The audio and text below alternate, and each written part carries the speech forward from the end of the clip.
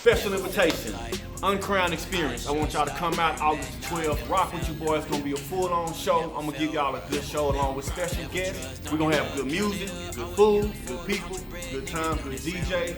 It's going down. It's gonna be a live show from your boy along with special guests. Come on out. August the 12th is the night. Also, it's my birthday, baby. Come rock with you, boy, man.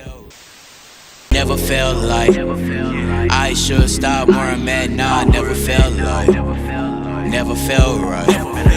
Never trust, don't give up, count it up. Always moving forward, count your bread, nigga. Don't that sound right? Don't that sound right? Never felt like I should stop where I'm at. Nah, I never felt like, never felt right. Never trust, don't give up, count it up. Always moving forward, count your bread, nigga. Don't that sound right? Don't that sound right? Don't that sound right? Born again, I've been born to win. I've been on all 10 since they swarming in. Fast forward in, the money pouring in. I pull a foreign in. These niggas fraudulent, they don't feel it. Real life street stars. We here with C-Thru. What it is, boy? Man, what's good, fellas? What's good? Man, I gotta tell the story about my nigga C-Thru, man. I met C-Thru on the rooftop, man, doing Uptown. a cypher.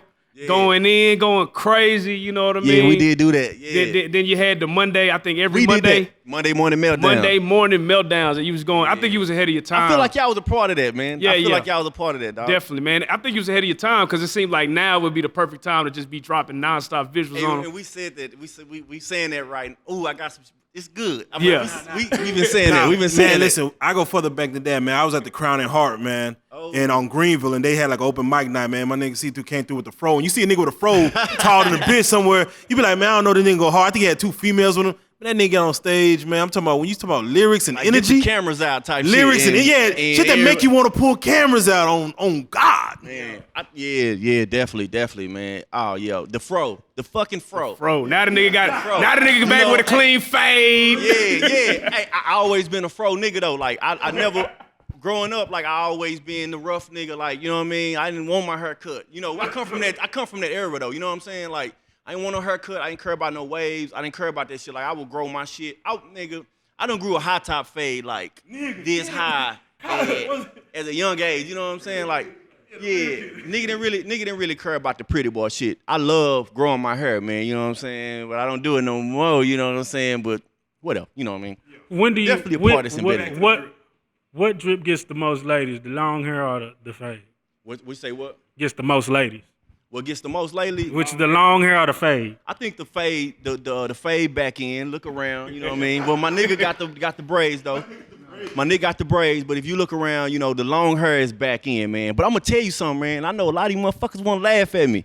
Like nigga, I used to hit the Kappa Beach, my nigga. My shit would be permed up, and my shit would be real shit. Fuck what y'all talking about. My shit would be finger waved all the way down here, and then my shit'll drop with the curls right here. You know what I mean? That's when nigga had the diamonds in the grill. You know, I was on some other shit. You know what I'm saying? What's a throw story you could give us about the Kappa Beach? Kappa Beach. Personal story. Okay, now shout out to my nigga Van. You know what I'm saying? My nigga locked up. Man, Van, much love, my nigga. Dumb boy. I mean, we all dipped down there. This had to been like, this is the ass end of Kappa Beach. I ain't gonna lie, cause I didn't get to experience the Kappa Beach that niggas be talking about, like, I think like 95, 96, 97, like when it was fucking crazy, you know what I'm saying? But when I went, man, we was on the motherfucking spree whales, man. You know what I'm saying? Oh, them hoes, at the time, yeah. We bled our way up there on the motherfucking spree whales, you know what I'm saying? And you know, we was jamming like Swisher House at that time and shit, but I mean. Hey, before the Kappa or after the Kappa? Which one went harder? I think headed to the Kappa on 4 screens in the Delta. Yeah, all that shit. Yeah, man, you know, like that. You know, like I say, I was finger waved up, perm dropped down to the curls and shit, man. And them hoes, they was on you, boy, man. You know what I'm saying? They was, you know, when I step out like that, like my pinky ring was so motherfucking big, bro. You know what I'm saying? I had a goddamn pyramid just like this right here on my pinky ring. That bitch had the channel settings cut through every stone on the pyramid. Man, they knew what it was, man. They knew. I had a chick hop in the motherfucking link basket, you know what I'm saying? And start giving my pinky ring head. Oh! You feel me? You know what I mean? Shit, man. What a footage, shit, man. Man, real shit, man. I ain't gonna lie. And niggas had footage, bro. Niggas had footage, dog. Yeah. But that shit got Nigga had to bury that. That's Nigga had to old bury that. whack ass cameras back then. You know what I'm saying? It was a different time, bro. You know, what the happened to the footage, The bro? Kappa wouldn't have made it through, nigga. That shit would have got shit down. Oh, niggas would've went to jail. Instagram era, nigga. Hey, cause baby mamas was running ratchet. I'm talking about. Hey, you live It was your really man, going. you live- Hey, why do you think there's nothing like that anymore in Texas? Boy, I get South by Southwest, but there ain't nothing like the Freaknik, the Kappa B, all of that shit got shut Yeah, down. it'll never be. I'm not gonna say it'll never be, but hey, but at one point I think the Kappas that was the end of the Kappa beats. The Kappas were like, oh, we ain't got nothing to do with that ratchet ass shit that's going on down there, man. Salute to the Kappas, but yeah, they said we ain't fuck with that. We got nothing to do with that shit down there. That C-Wall, man. Shout out to that C-Wall. Shout out to that C-Wall, man. Man, my nigga C-Thru is back, man. I couldn't be, man. When I seen that video drop with you and Tre Ward, man, I couldn't Tre be more Ward, happy, salute. bro. I was like, my nigga is back. Tre with a Ward, quality salute. visual with Salute. Tre Ward. Man, Shout out to Jeff Adair on that, man. man, Real shout shit. out to Jeff that nigga Adair. Jeff Adair. He's fucking- killing everything out here, man. But let's talk about, like the time off, because it was a little minute that we haven't seen you, like, because I'm so used to you putting out music consistently, man. Did you get burnt out? Like, what was the the vacation? To tell the truth, I got burnt out, and in the way that I feel like every artist should get burnt out. I feel like every artist should get burnt out to the point to where they're like, you know what? I'm running in circles. Yeah, you know take what I'm a saying? step back. I'm running in circles. Let me look at what I'm doing, and let me make sure I'm doing it right. And basically, man, I learned the business, man. I sit back to learn the business, and I wanted to get. I asked the universe to provide for me. Yeah. I had my one-on-one moment, and that's exactly what the universe did. You know what I'm saying? I was able to meet and gain a relationship with like Andre Arell, the likes of Andre Arell, other people that's more prominent in the game. I was put in a position where I was able to meet them, talk to them, and they looking at like Monday Morning Meltdown. They looking at like the Renaissance, the video, and I'm like, nigga, they like, yeah, I mean, you got it. Like, Real what shit. the fuck you know what I mean? You know what I mean? Yeah, So, why ain't you? yeah, You know what I'm yeah. saying? So at the end of the day, and what our artists should sit back and think about it, is you. It ain't everybody else. It's you. It ain't your family. It ain't your niggas you get mad at because they don't come to your show. It's you. It's about your hustle and your motherfucking grind, man. And that's what I learned. But also, I had to learn the business, man. Real talk. And the Dallas music scene, in that time frame has just only been growing. As you step back and you look at the Dallas music scene, tell us what are your thoughts as far as just looking at what Dallas is doing and kind of. I look back, man, right now, from the Monday Morning Meltdowns, social media, it's no more. Let me say this, man, and I'm saying this because I want people to understand. There's no more just Dallas. There's no more just, you know what I'm saying? Yeah. Some small area that you really block yourself off to, man. Like right now, man, it's wide open. You know what I'm saying? Exactly. But I look at people like 52 Savage. The nigga was on Breakfast Club, man. Yeah, real shit, bro. When you sit back and think about it, twice. The nigga was on Breakfast Club, my nigga. And Angela Yee, that's another good friend of mine. Hey, look, on Breakfast Club, bro, like, you cannot cut, like, nigga.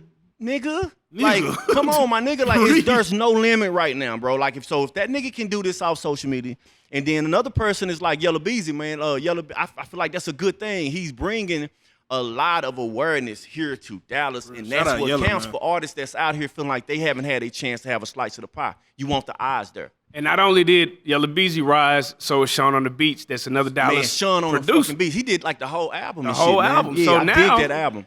Sean on the beats. Everything that's connected with it. And then it's a lot of other people that's blowing up in different ways, man. It's a different game, bro. Like the music business changes every 6 months, maybe sooner, maybe quicker than that. And the object is to be ahead of that shit. Yeah. So I'm just curious, with the song with Tre Ward, I think Tre Ward is real underrated. I really love his music. You know what I'm saying? What is the goal for C-Thru now? Are you coming with a project? Are we just pushing singles out? What's the rollout? I just dropped plan? Uncrowned.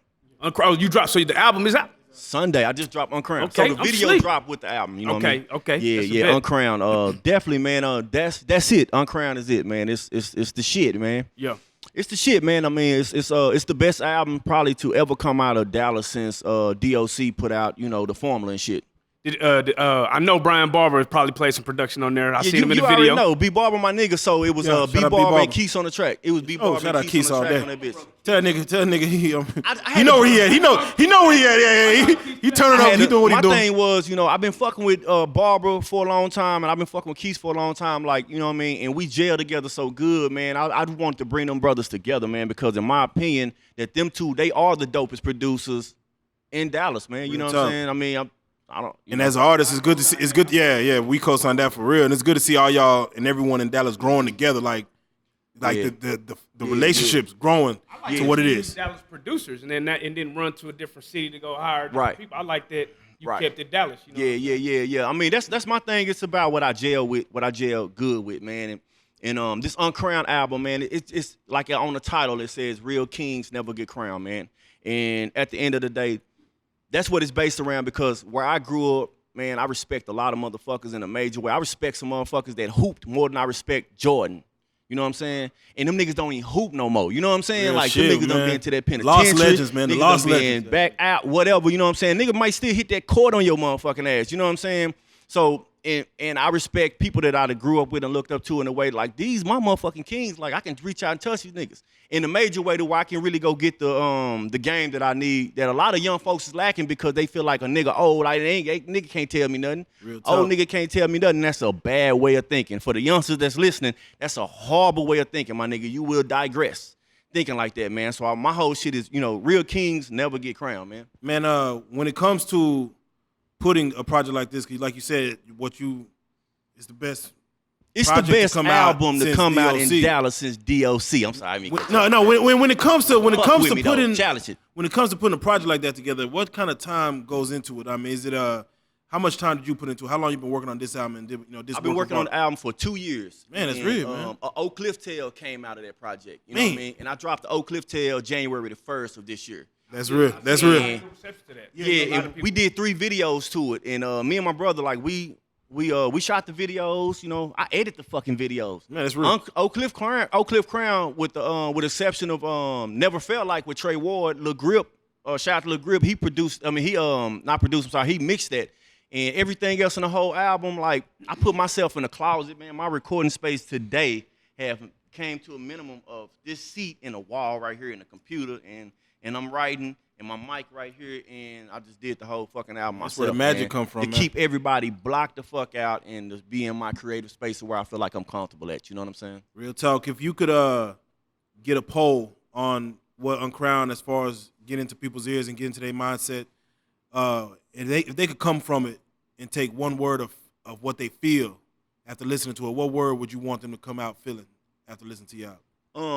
From what you would feel is I don't know, man. I mean, it's basically what you feel from getting from hearing passion. From hearing passion, and you hear somebody speaking the truth about what's going on around you, not just me. You know what I'm saying? Because we all black, and for the people that are not black, I mean, we all experience the same struggles. You know what I'm saying? So at the end of the day, man, if you listen to the album, you might think it's yeah, man, you gonna think it's flawless, man. I mean, I'm not talking shit, bro. Like, you gonna think the bitch is flawless. You gonna be like, well, goddamn, this is the energy that hip hop is missing right now. Because whether people want to agree with it or not, I look around and I see the same swag. I see the same, the same tempo, the same bounce, the same. You know what I'm saying? And man, this is that shit. This is that shit. I mean, yeah, dog, like straight up. I heard you talking about your recording process and how you do it. I see a lot of artists that, they do that. They sit there, they rap it, and then they mix it and do it right there. Is it harder to project like that? Like, because I know a lot of artists, when they record, they got to be standing up, they got to be moving, they got to talk their word, they got to have actions with their words. Is it harder or easier for you to get the point across that you're trying to project when you're, if you're just sitting down and recording yourself and doing it all yourself like that? I'm back and forth. I always had a studio in my crib probably since I was like 16 years old. You know what I'm saying? So I was old enough to get money. I was always been buying studio equipment. I've recorded on cassette tapes and everything. But I used to be so secluded that I used to be like, man, I need to be in the studio, around some motherfuckers. You know what I'm saying? But then I come to find out that, you know, other people's opinion and other people's influences would take it away from what C-Thru really do. You know what I'm saying? And I wouldn't be 100% happy with the product. You know, I put out As Far As Eyes Can See in 2012, and that's where I ran with By Myself and back to the same shit now. In between of working on a Renaissance and Monday Morning Meltdown don't count because it was just like some, you know, every week new song, new video, drop that shit. So that's a little different. But this one, I can stand by my product. Like I can be like, that last day that I pushed the upload, you know, upload be on fire nowadays. I push that upload, nigga, I can be like, nigga, okay, I'm confident. You know what I mean? Like, yeah, this that shit. You know what I'm saying? Yep. And yeah. Man, I'm just happy to see that you back in the groove of things, man. I think you know, the city needs a See-Thru. You know what I'm saying? Yeah. We need that real music, man. Is it hard knowing that like you go real hard, you know, and you might not be where you want to be at? You know what I'm saying? And it's just a weird thing, like. Nigga, I got the talent. What the fuck? You know what I mean? Yeah. Like, it's hard, man, because, man, can I keep it 100 with y'all? Yeah, keep it a stack. Okay, it's hard because when you good, when you real good, man, motherfuckers want a piece of it. And people that can help you, they can do things for you or whatever, their mind frame be more like, well, I don't want this nigga to get that far without me, or you know, I don't want to help. It's weird, bro. It's weird. And right. I'm going to keep it real, man. Dallas had this stigma, and it's like really some crab in the bucket type shit. And I'm not dissing my city because I love my city. You know what I'm saying? At the end of the day, I love it, but I understand it. So that's what I encourage people to understand it. Not get mad about it, but at the end of the day, yeah, man, shit. You know, man, hell yeah. Like, I have my times where I break down. I be like, well, goddamn, but not just me, like the people around me. The people around me everybody think the same shit. Everybody like, well, goddamn, you know, this, that, and the third, man. But it's all about timing, being patient. Like, how do you think, the DJs and the radio, how do you think they should embrace like the local artists? If not, they might already be doing it. Because I do see a lot of, you know, Sunday, you know, they interview on Sundays and they do the Wednesday, you know, break the artists. But do you think they do enough in the city to reach out to the local artists? I think they don't do their due diligence. Is that the correct word? That is the correct word we gonna use right now. Yeah. They don't do their research, man. They really don't do their research. They don't find out, you know, the analytics behind the artist and nothing like that. It really be on some old. Why do you feel they don't do that? Because they ain't fucking with See-Thru. You know what I'm saying? Like, Yo. the Uncrowned, Yo. I mean, the Oak Cliff Tail done good in a bitch. Yo. Like, and niggas is like, we need this. This is it. What the fuck is going on? And then the promoters is like, we need it, woo. Like, they ain't looking. They not doing their research, because if somebody really gave a fuck about the culture in Dallas, like, if we gonna talk about Dallas and not look outside of it, then I think people need to do their research to find out what's really cracking in this bitch. You know what I'm saying? Like, what's really cracking? You know what I mean? You ain't got to get behind motherfuckers at the end of the day, but you got to support the people that's working hard. You know what I mean? At the end of the day, working hard go harder than talent. Real talk. No, real talk. It's like, do you feel a situation where it's a club of 1,000 people giving a DJ $100 to play a track, or a female with 10,000 followers to give her $100 to put on her gram? Yeah. Which one do you feel is more effective? Neither one. There you go, man. See, Neither this is one. a businessman right here. Hey, neither one. This is a businessman right here. and if if anybody, let me say this: if anybody as an artist, I'm speaking to the artists, you know, not the fans, not the people that just fans of the hip hop or the culture, but if anybody's coming to you with a price, or what they can do for you for a price, you don't need them. If you gotta pay for views, if you gotta pay for likes, comments, or if you gotta pay this motherfucker to do it, ain't genuine, so you don't need it. Exactly. Straight up. I mean, you need people that fuck with you off the muscle of your music, and if they're not, then you need to get back. Yeah, they need to have a passion in it, like you have a passion in your shit, because they'll treat it like there's a price on it. Like, oh, the nigga gave me $50, it's a $50 song. Yeah, hey, look, say on my IG, like, niggas be hitting me up. I had a nigga beg me to buy his beats.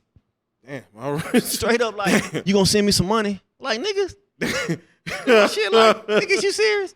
And look, baby, my shit be like this. You know, my goddamn shit is crazy. Yeah, that nigga trying to get something to eat, man. But motherfucker, like, you gonna send me some money. I'm like, okay, what the fuck you do? I'm really I got time to waste. You know what I'm saying? And I got time. Okay, so what you do? But I'm like, nigga, no, I'm not sending you nothing. Like, just because you make beats don't mean you the dope producer and you should be paid for a fucking beat. That nigga trying to buy Call of Duty or something. Can I say something, bro? Yeah. Can I say something? I feel like I've seen things to where like, okay, it's a split in this shit.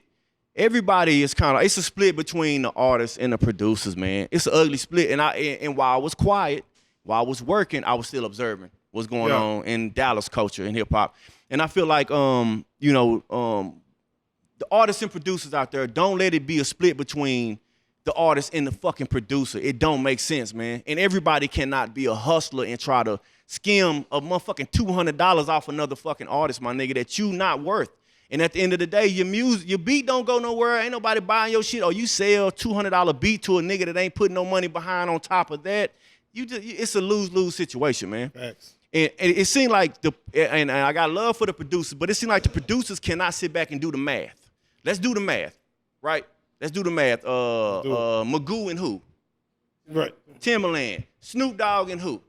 Dr. Dre. Motherfucking Guru and who? Who is Guru with? Huh?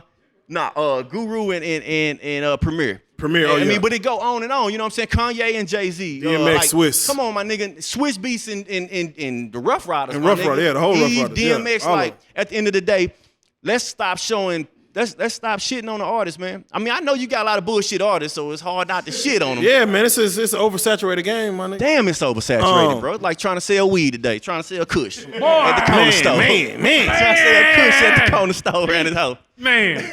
Yeah, real shit. Like trying to Niggas sell rapping Kush at McDonald's. Niggas rapping at Everybody McDonald's got the drive-thru. OG. It ain't even just the niggas no more. I'm talking about everybody, right? Yeah, everybody. The studs got the OG. Nah, because It ain't OG 52 though, Savage man. gave these niggas life, man.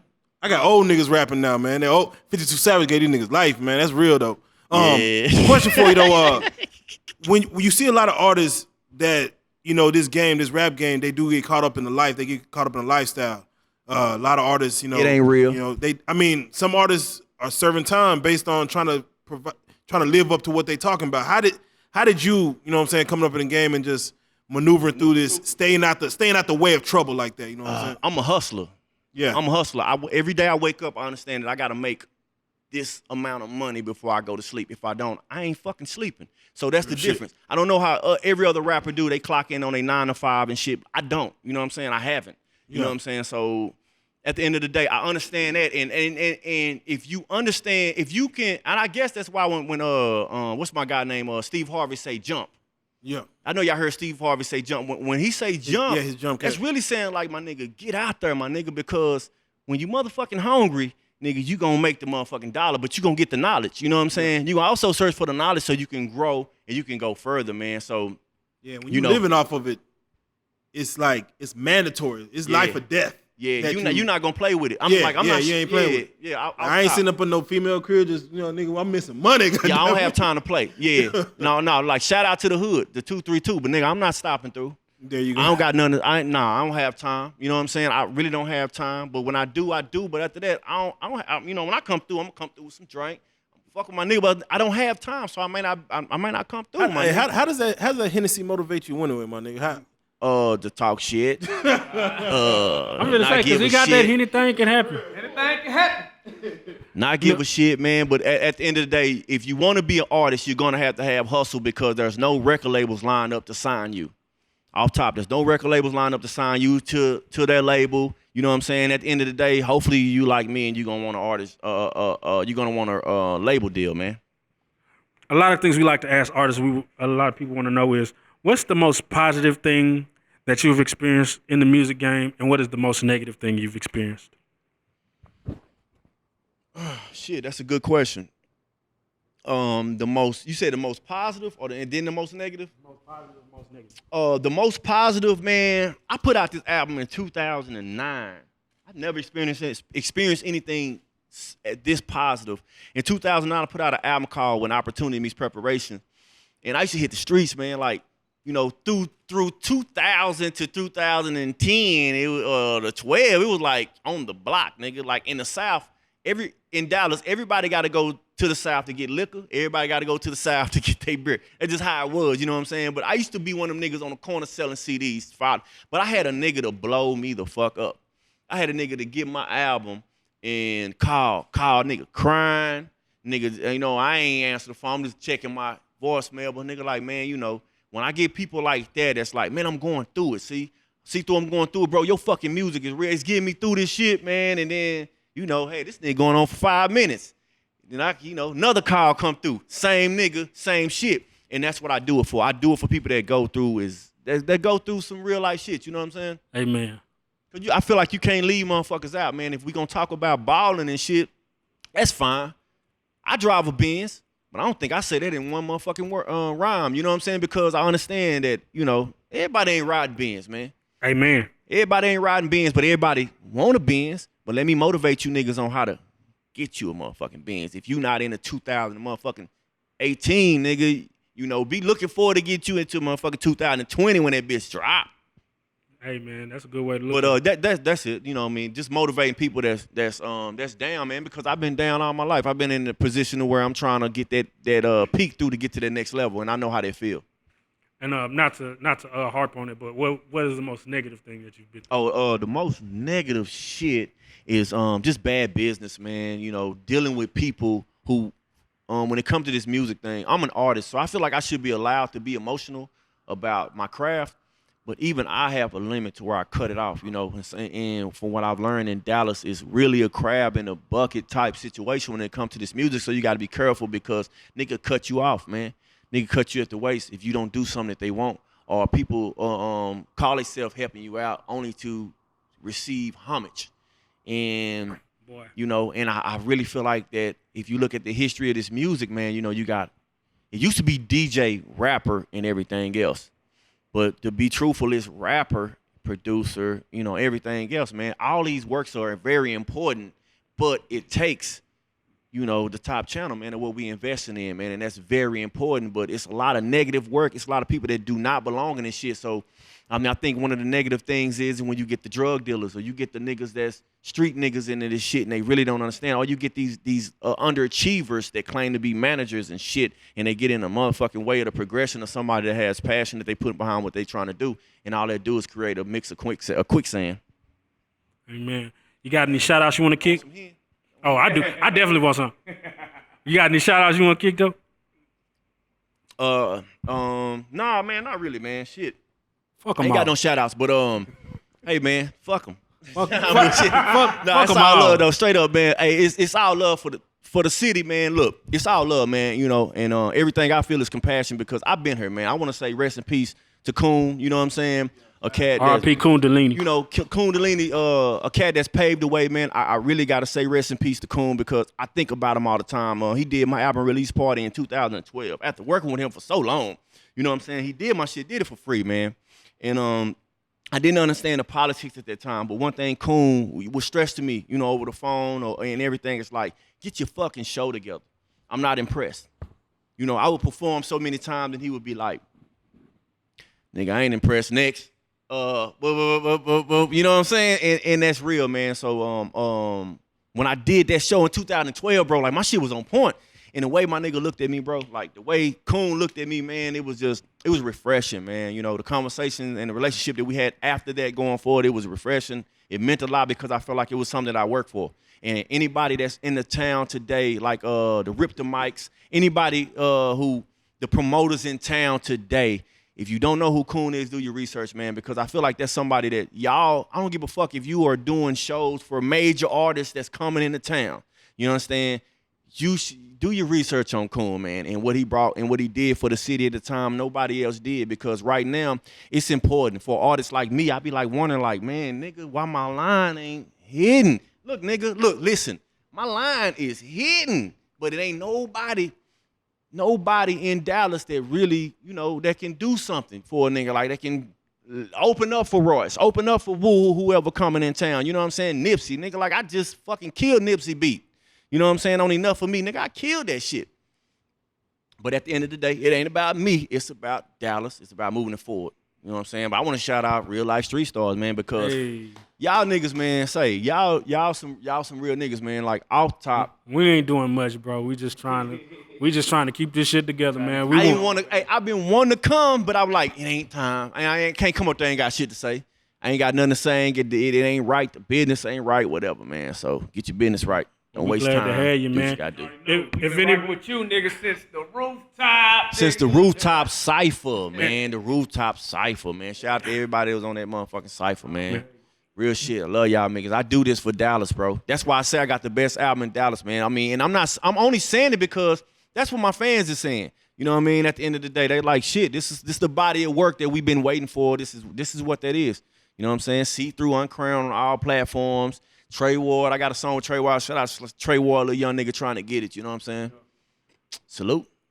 hey, 100. before we get out here though, do you got any social media information for anybody trying to get in with you for any bookings, any features, any contact information? Oh yeah. As far as features, man, I'm real finicky about futures. I don't have futures with a lot of people in Dallas. You know what I'm saying? That's just me. You know what I'm saying? But I am willing to do futures if the price is right and.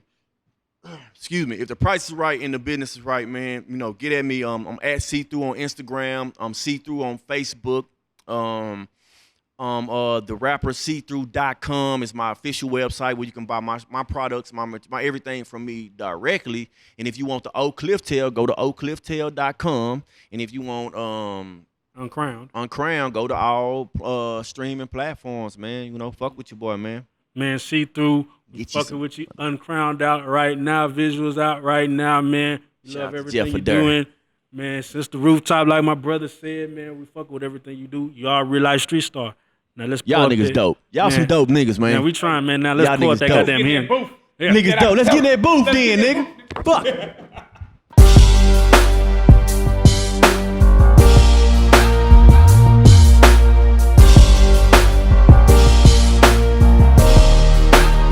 Shout out Reallyfe Street Stars, nigga.